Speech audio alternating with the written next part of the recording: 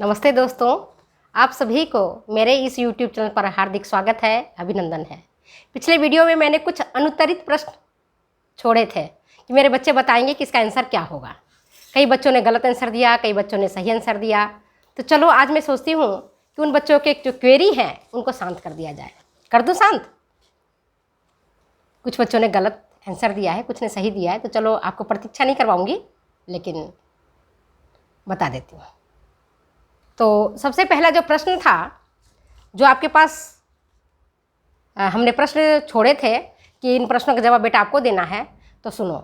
जब वस्त्र बुनाई में ताना का धागा नायलॉन का, ध्यान से सुनो प्रश्नों को। आप लोग प्रश्नों को ध्यान से नहीं सुनते हो, ध्यान से नहीं पढ़ते हो, इसलिए आपकी एग्जामिनेशन में गलतियां हो जाती है। अगर आप एग्जामिनेशन में सही करना चाहते हो बेटा, तो पहले क्वेश्चन को ध्यान से पढ़ो और जल्दी से पढ़ने और समझने की आदत डालो, ठीक है ना। ये नहीं कि एक एक अक्षर पढ़ रहे हैं, एक एक अक्षर लिख रहे हैं, नहीं।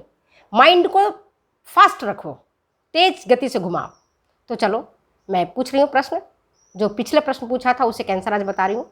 जब वस्त्र बुनाई में ताना का धागा नायलॉन का होता है और बाना का धागा ऊन का होता है, तो ऐसे धागे से निर्मित वस्त्र को क्या कहते हैं?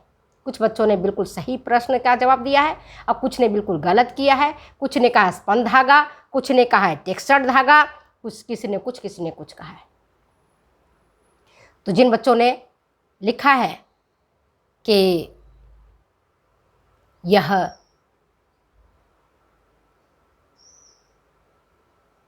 मिश्रित धागा है, मिक्सर धागा है, उसका तो सही आंसर है। लेकिन किसी ने लिख दिया है ब्लेंड धागा, किसी ने टेक्सचर धागा, किसी ने स्पंद धागा, तो बेटा ये गलत है। इसके बारे में थोड़ा सा डिटेल्स आपको बता देती हूँ, डिटेल समझा देती हूँ, डिटेल समझ लो, आपको समझ में आ जाएगा कि अगर क्वेश्चन आपको धागे के कितने प्रकार हैं आपको मालूम है। ये गहरा धागा होता है, बहुरेशीय धागा होता है, टेक्सचर धागा होता है, कई प्रकार के धागे होते हैं। अब जहाँ पर मिश्रण की बात आती है, मिलाया जाता है धागों को, वहाँ पर अगर ऑप्शन ये आता है कि अगर ताना का धागा नायलॉन का, बाना का धागा ऊन का है, तो इस प्रकार के धागे को हम क्या कहेंगे? और अगर उसका ऑप्शन में सम्मिश्रित है तो आपका सम्मिश्रित ऑप्शन भी होगा। लेकिन अगर सम्मिश्रित धागा में भी स्पेसिफाई किया हुआ है, अलग से बताया हुआ है ना, स्पेसिफाई किया हुआ है, तब उसको हम कहेंगे। और उसमें ऑप्शन में रहेगा मिक्सचर धागा, मिश्रित धागा, तो करेक्ट आंसर क्या होगा? मिश्रित धागा। समझ गए बात को? दोनों बात समझ में आ गया मैं क्या कहना चाह रही हूं? कि जब वस्त्र बुनाई में ताना का धागा नायलॉन का और बाना का धागा ऊन का होता है, तो ऐसे धागे से निर्मित वस्त्र को हम क्या कहते हैं? मिश्रित धागा कहते हैं। कई बच्चों ने करेक्ट आंसर दिया है, कई बच्चों ने हमसे पूछा है, तो मैं उसका क्लियर कर रही हूँ। दूसरा प्रश्न जो मैंने आपको अनुत्तरित छोड़ा था कि आप जवाब इसका दोगे, उसका भी मैं क्लैरिफाई कर देती हूँ, स्पष्टीकरण कर देती हूँ। वो ये कि नायलॉन रेशों में चमक कम करने के लिए उपयोग में लिया जाता है। क्या लेते हैं? Titanium oxide, barium sulphate, zinc oxide या उपरोक्त सभी। करेक्ट आंसर क्या है? कई बच्चों ने बिल्कुल करेक्ट लिखा, कई ने केवल एक ऑप्शन लिखा। तो बेटा अगर आप सही आंसर नहीं दोगे तो आपके निगेटिव मार्किंग में ही चले जाओगे और आपका जो नंबर आएगा उसमें से भी कट जाएगा। तो क्या आप ऐसा चाहोगे? नहीं चाहोगे ना। तो चलिए अब आपको समझ में आ गई बात, दो बातें। इसका ऑप्शन होगा उपरोक्त सभी। करेक्ट आंसर क्या होगा? उपरोक्त सभी। टिटेनियम ऑक्साइड भी, बेरियम सल्फेट भी, जिंक ऑक्साइड भी चमक कम करने के लिए उपयोग में लिया जाता है। एक रासायनिक पदार्थ है जो नायलॉन में अनोखी चमक है, अद्भुत चमक है, आंखों को चुभने वाली चमक है, इन चमक को कम करता है। ठीक है, नेक्स्ट क्वेश्चन। इसी में जो वस्त्र की बुनाई ताना और बाने की बात जब हम कर रहे थे, तो कई बच्चों ने उसका आंसर दिया था ब्लेंड फाइबर्स। ब्लेंड फाइबर का मतलब क्या होता है?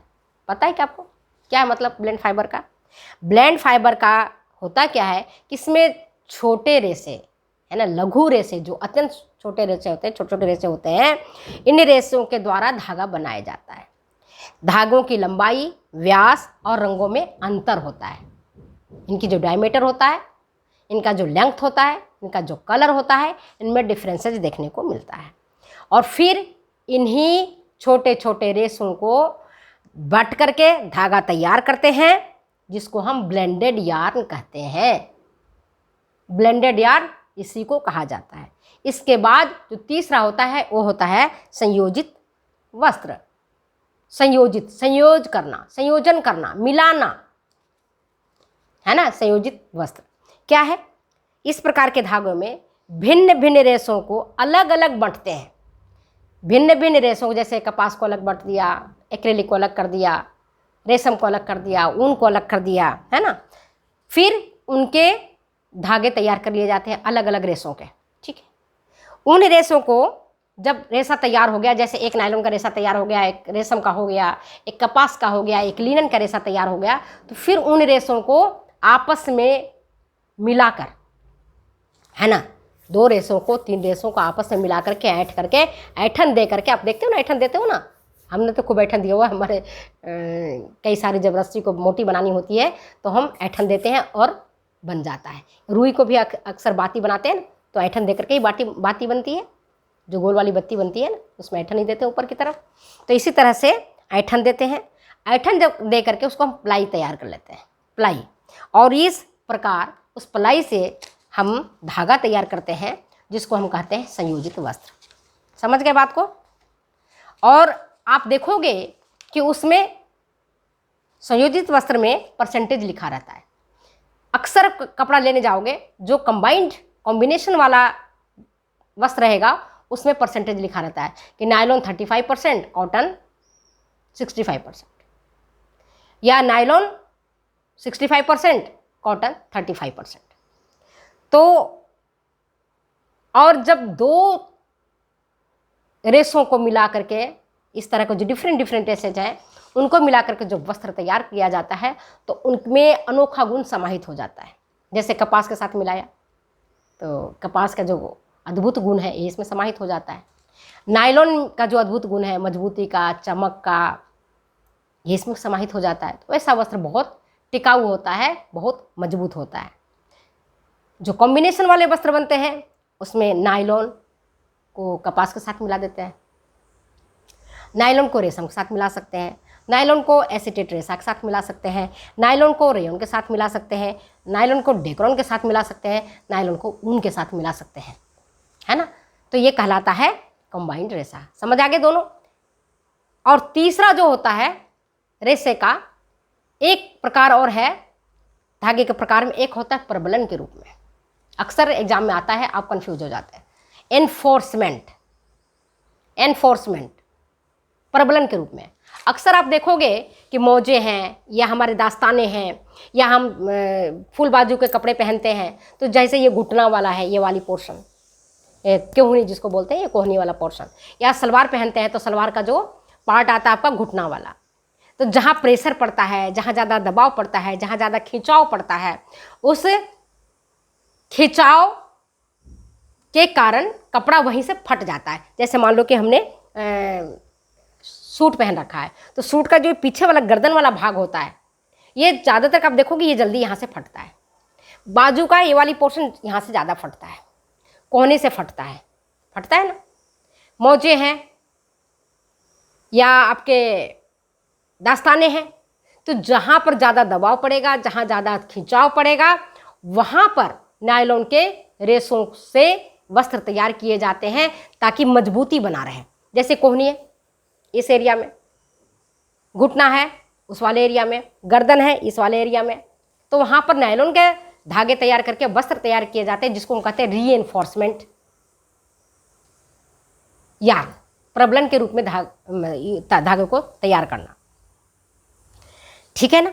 जैसे सूती का नायलॉन आपका मौजा है, सूती का दास्ताना है, या सूती का आपका वस्त्र है, सूती का या ऊनी का स्वेटर है, तो वहाँ पर जहाँ पर का कोहना वाला पार्ट है, जो आपका पैजामे है, अगर ये घुटना वाला पार्ट है, तो वहाँ पर नायलॉन के रेशे से वस्त्र धागे का यूज करके क्लोथ्स तैयार करते हैं। तो आपको रीइंफोर्समेंट समझ में आ गया होगा।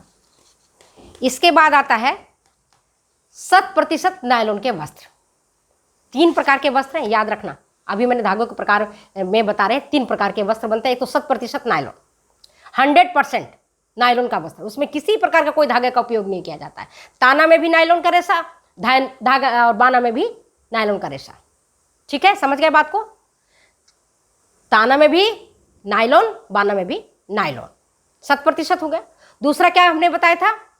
सम्मिश्रित। सम्मिश्रित में ही ब्लेंडेड आता है, सम्मिश्रित में ही मिश्रित आता है, और सम्मिश्रित में ही आपको मैंने क्या बताया था? तीसरा, कि जब हम अलग अलग धागों को मिला देते हैं, है ना, तो उससे धागा बहुत मजबूत हो जाता है। ठीक है, तो आपको आज 100% में नायलॉन आपको समझ में आ गया। तो आप ये समझ लेना कि अगर, और एक किस लड़की ने पूछा था कि मैडम नायलॉन ताप का कुचालक होता है या सुचालक होता है? मैंने बेटा डिटेल्स में आपको पढ़ाई हुई है, आप नायलॉन को फिर से जाके पढ़ो। इस प्रश्न को अनुत्तरित छोड़ती हूँ वापस, ताकि आप पुनः पढ़ें। किस किताब में लिखा हुआ है कि नायलॉन ताप का कुचालक होता है?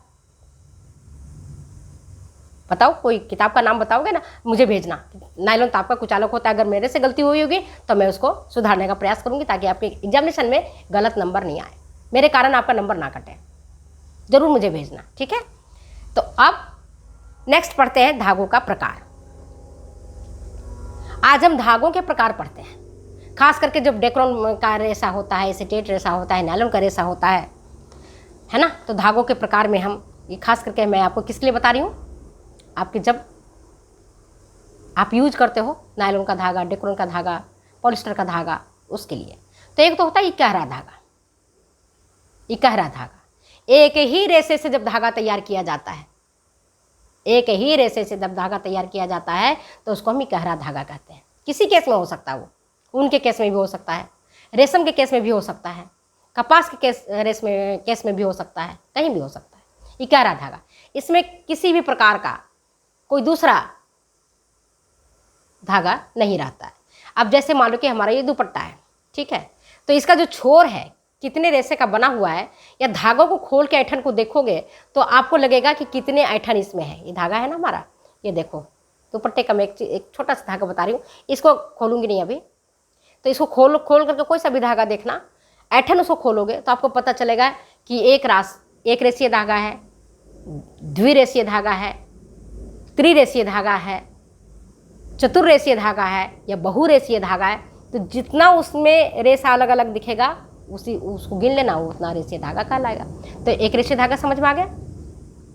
दूसरा होता है बहुरेशीय धागा। बहुरेशीय धागा में क्या होता है, जब 2 या 2 से अधिक रेशों को मिला करके आप ऐठन दे करके बट करके धागा तैयार करते हो, बहुरेशीय धागा कहलाता है। कहलाता है ना, मल्टीपल यार्न। और यार्न के बारे में मैंने आपको डिटेल्स पढ़ाया हुआ है, आप वीडियो जा करके देखना, आपको समझ में आ जाएगा। और जब पलाई तैयार करते हैं तो उस पलाई से फिर हम जैसे 2 रेशा हमने मिलाया, धागा तैयार हुआ, उन फिर 2 रेशे को फिर वापस मन मिला लिया और तैयार हो गया। उसके बाद फिर उनको और मिला लिया, ऐठन दिया, बट दिया। इस तरह से बड़ा बड़ा मोटे मोटे कॉर्ड तैयार किए जाते हैं, रस्सा तैयार किए जाते हैं, जैसे सामान बांधे जाते हैं। देखते हो ट्रक में सामान बांधना होता है तो बड़े बड़े मोटे मोटे रस्से का उपयोग किया जाता है। अब तो चलो घरों में नल है तो पता नहीं, पानी ऐसे आ जाता है, आप लोगों को पता होगा कि नहीं होगा। लेकिन हमारे टाइम में हम कुआं से पानी खींचते थे।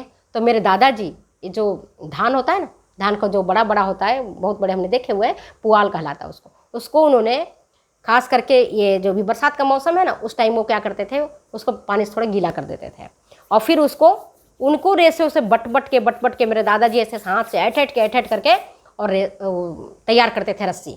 और वो रस्सी फिर कुआं से पानी खींचने में काम आता था। कॉर्ड, रस्सी, आप जानवरों को बांधने में जो रस्सी काम में लेते हैं, है ना, या सामान को बांधते हैं काम में लेते हैं, तो ये बहुरेशीय धागे होते हैं, जिसमें 2 से अधिक 4, 8, 15, 16 जितने भी हो सकते हैं। जितना मोटा बनाना होता है उतना रेशे का उपयोग किया जाता है।